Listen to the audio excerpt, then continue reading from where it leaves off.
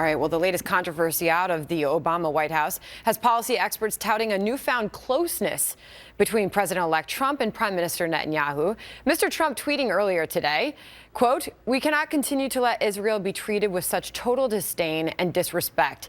They used to have a great friend in the U.S., but not anymore. The beginning of the end was the horrible Iran deal, and now this, UN. Stay strong, Israel. January 20th is fast approaching." Here to debate whether a Trump presidency will produce a thaw in the newly chilled relations, senior advisor to the presidential transition team, Katrina Pierson, is here. Good to see you. And national security and foreign policy analyst Arash Aramesh. Good to have both of you. Thank you, Sandra. Arash, it does appear that things continue, that the relationship here, it has worsened. And Donald Trump is making big promises come January 20th when he gets there. But as you just heard Alan Dershowitz say, a lot of damage has already been done.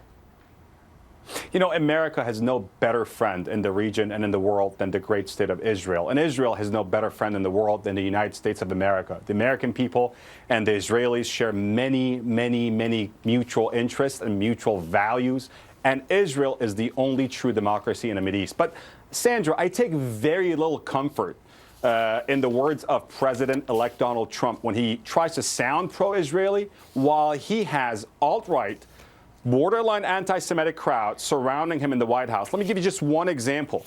Mr. Alan Dershowitz was just on right before the election, and I have a lot of respect for Professor Dershowitz. He said that the reason that he would not want to see Trump win the election is because a Trump victory would hand victory to the alt-right movement. Steve Bannon, senior advisor to President Trump at the White House, quote, took his kids out of school because there were too many Jews in school. And then he apologized for it later. Katrina, I want to get you in here. I take very little comfort in that. I'm sorry, Sandra. Really?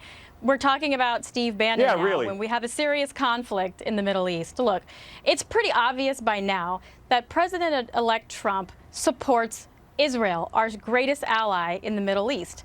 And, you know, Professor Dershowitz just said he felt Obama was probably misleading him on this very topic. When the Obama administration has issued a 1-2 punch in betrayal from the Iran deal, which is funding terrorism right now, to this resolution, it's unconscionable to see this outgoing administration take these kinds of actions, or inaction for that matter, and abstaining from vetoing this ridiculous resolution. This is an insult to Americans.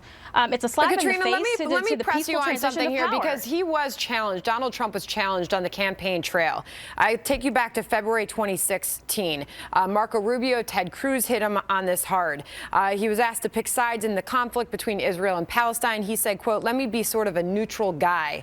I have friends of mine that are tremendous business people that are really good negotiators, and they say it's not doable." That stuck with him for a while.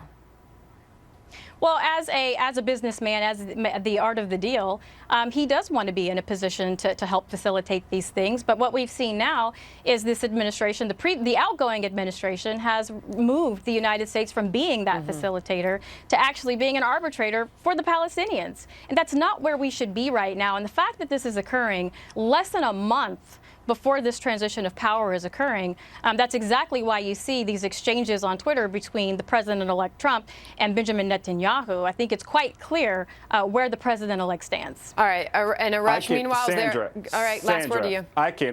I can sit here and listen to Alan Dershowitz, with whom I disagree, but I take no lectures from Katrina Pierson. Katrina, you should not speak about foreign policy. You name just five. Now this is about me. I have a wager for. I will volunteer. Listen, I will volunteer for Trump. I will volunteer for Trump if you name 5 Israeli prime ministers. You don't know what you're talking about. You name 5 Israeli prime ministers, and I will volunteer for Trump. Thanks for being here tonight.